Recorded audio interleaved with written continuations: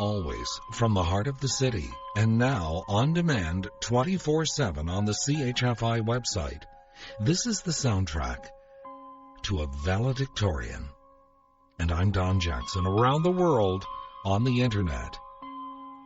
My son was chosen as one of 2 valedictorians for his graduation ceremony last night. You can just imagine how proud my wife and I were. Both my son and his fellow student prepared and delivered a wonderful speech that was extremely inspiring to the graduating class of 2008-2009. They both received much applause when they had finished.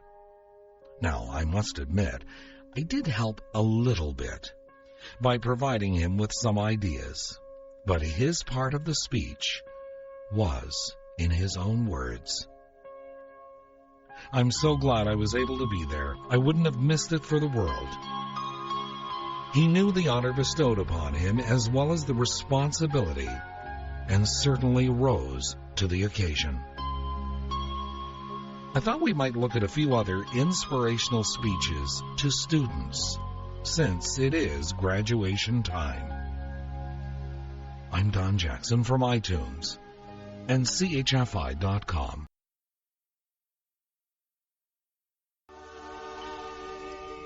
Gladys Knight, Forever Yesterday for the Children, and Amy Sky's Ordinary Miracles. And I'm Don Jackson from CHFI.com and iTunes. This is one of the best speeches I've ever read about. It's short, sweet, and to the point. It's called Never Give Up. This author begins, and I quote, Sir Winston Churchill took 3 years getting through the 8th grade because he had trouble learning English. It seems ironic that years later, Oxford University asked him to address its commencement exercises. He arrived with his usual props. A cigar, a cane, and a top hat accompanied Churchill wherever he went. As Churchill approached the podium, the crowd rose in appreciative applause. With unmatched dignity, he settled the crowd and stood confident before his admirers. Removing the cigar and carefully placing the top hat on the podium, Churchill gazed at his waiting audience. Authority rang in Churchill's voice as he shouted, "Never give up!" Several seconds passed before he rose to his toes and repeated, "Never give up!" His words thundered in their ears. There was a deafening silence as Churchill reached for his hat and cigar, steadied himself with his cane, and left the platform. His commencement address was finished. Lovers and Other Strangers from CHFI.com.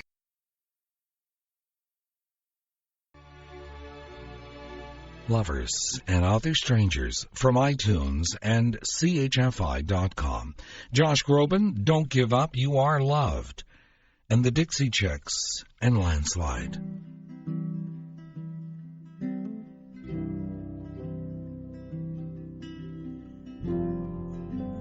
This is called Life as a Juggler. Its author begins. In a university commencement address several years ago, Brian Dyson, then CEO of Coca-Cola Enterprises, spoke of the relation of work to one's other commitments. Unquote. And apparently this is what Dyson said. Imagine life as a game in which you are juggling some 5 balls in the air. You name them: work, family, health, friends, and spirit. And you're keeping all of these in the air. You will soon understand that work is a rubber ball. If you drop it, it will bounce back. But the other 4 balls, family, health, friends, and spirit, are made of glass. If you drop one of these, they will be irrevocably scuffed, marked, nicked, damaged, or even shattered. They will never be the same. You must understand that and strive for balance in your life. Don't undermine your worth by comparing yourself with others. It is because we are different that each of us is special. Don't set your goals by what other people deem important. Only you know what is best for you. Don't take for granted the things closest to your heart. Cling to them as you would your life. For without them, life is meaningless. Don't let your life slip through your fingers by living in the past or for the future. By living your life one day at a time, you live all the days of your life. Don't give up when you still have something to give. Nothing is really over until the moment you stop trying. Don't be afraid to admit that you are less than perfect. It is this fragile thread that binds us to each other. Don't be afraid to encounter risks. It is by taking chances that we learn how to be brave. Don't shut love out of your life by saying it's impossible to find. The quickest way to receive love is to give. The fastest way to lose love is to hold it too tightly. And the best way to keep love is to give it wings. Don't run through life so fast that you forget not only where you've been, but also where you are going. Don't forget a person's greatest emotional need is to feel appreciated. Don't be afraid to learn. Knowledge is weightless, a treasure you can always carry easily. Don't use time or words carelessly. Neither can be retrieved. And finally, life is not a race, but a journey to be savored each step of the way. The words of Brian Dyson, CEO of Coca-Cola Enterprises. Lovers and Other Strangers from CHFI.com.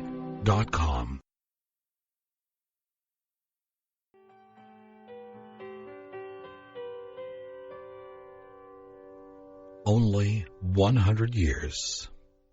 And over the rainbow, and what a wonderful world. I'm Don Jackson from CHFI.com and iTunes. This was not a speech given to a class of graduating students, but one that was given privately to a teacher who made a difference. It reminds me of the story about Teddy. It is by Paul Carrer and was featured in the collection Chicken Soup for the Unsinkable Soul, compiled by Jack Canfield and Mark Victor Hansen. Paul writes, and I quote, "The tired ex-teacher edged closer to the counter at Kmart.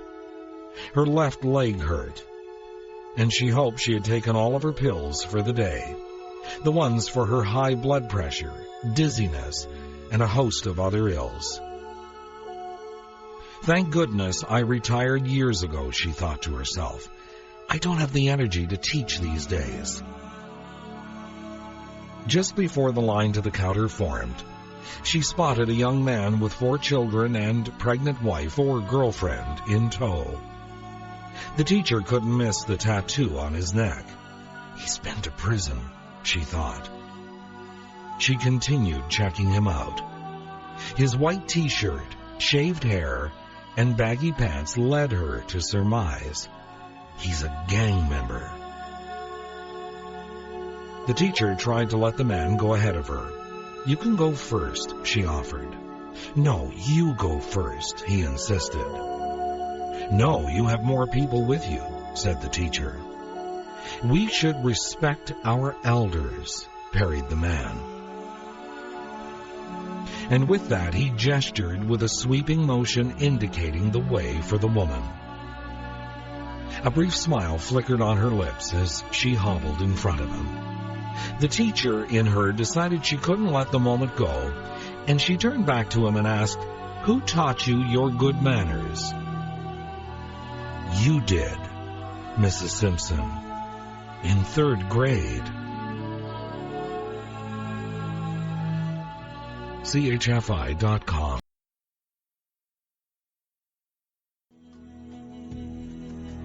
I'm Don Jackson from CHFI.com and iTunes. Celine Dion, In Some Small Way. This is a story by C.F. Wiggins called Who You Are Makes a Difference.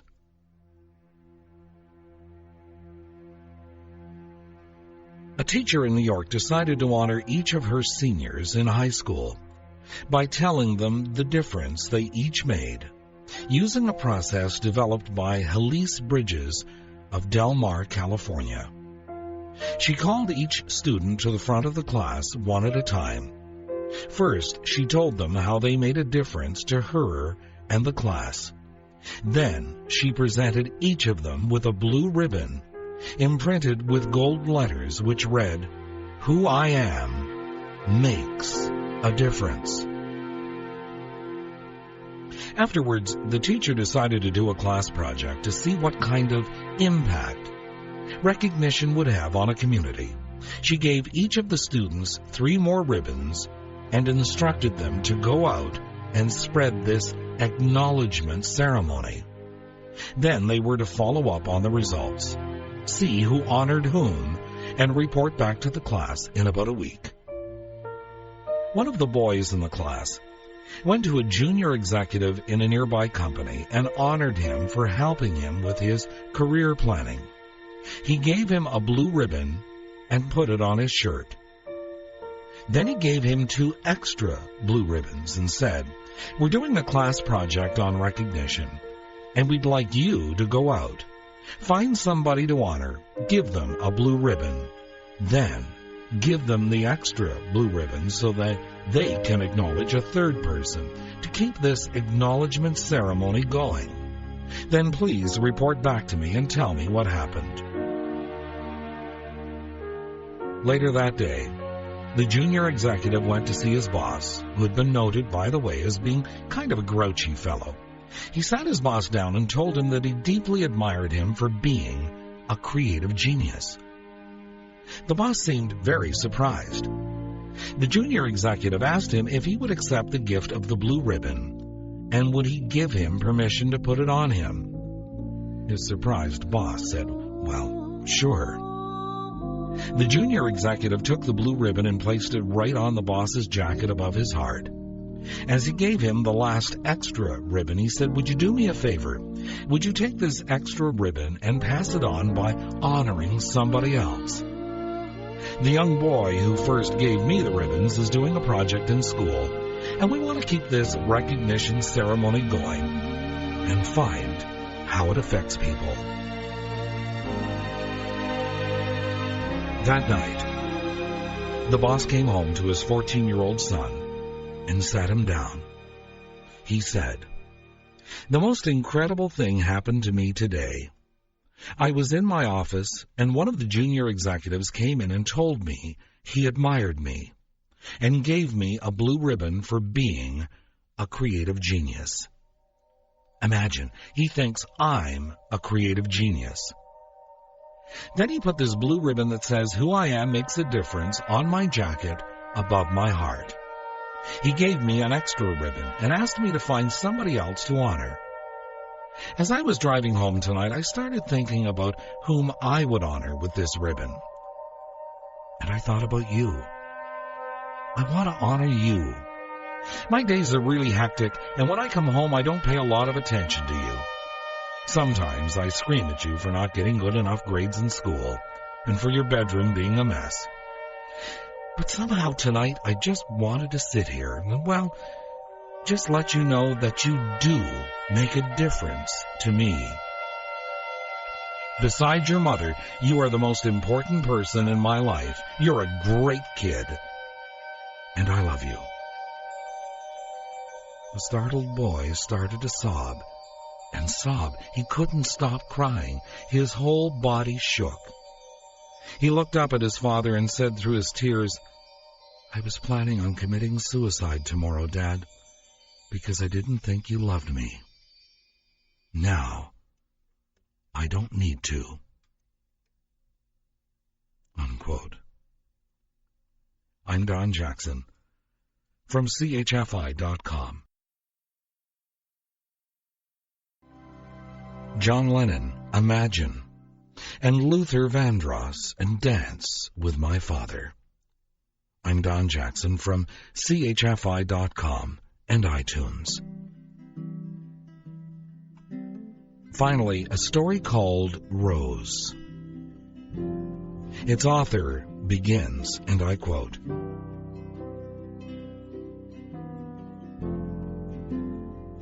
"The first day of school, our professor introduced himself and challenged us to get to know someone we didn't already know.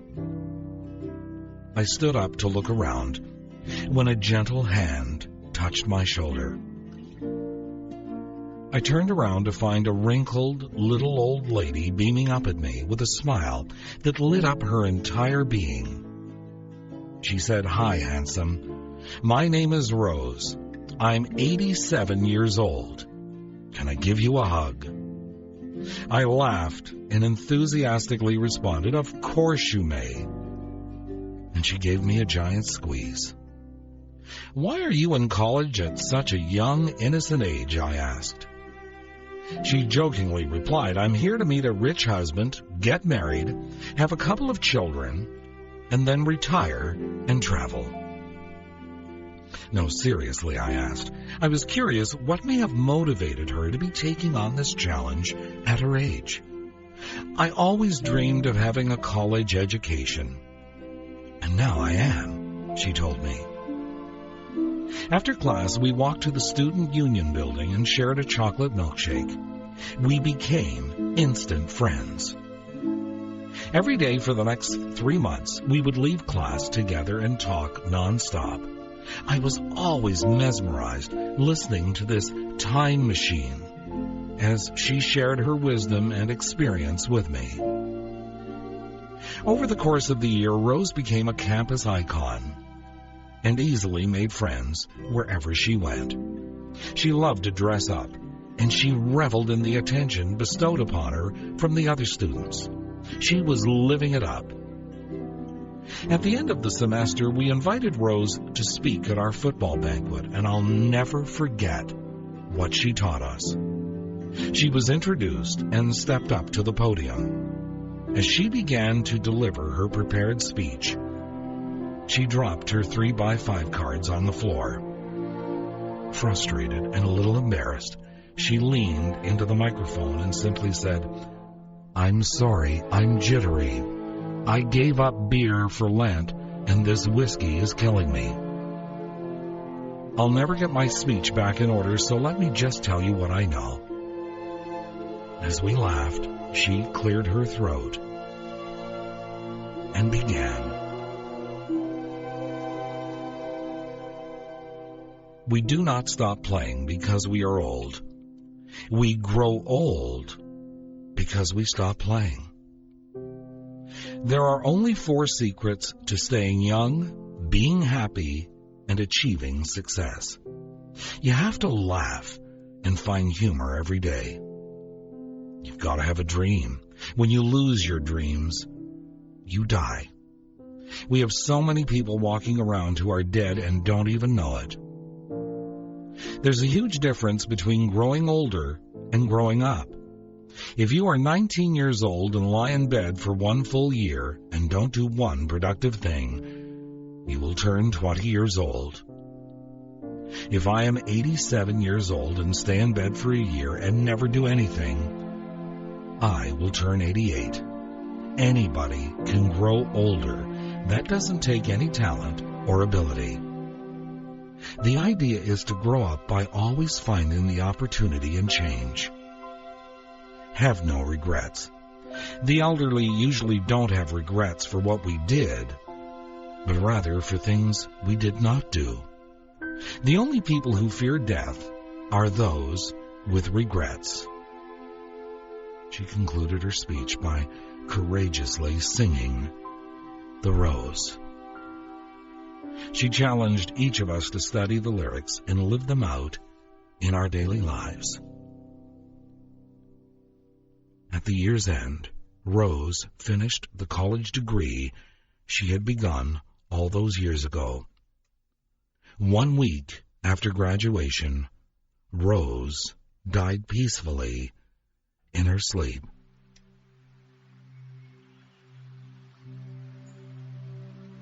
Over 2,000 college students attended her funeral in tribute to the wonderful woman who taught by example that it's never too late to be all you can possibly be.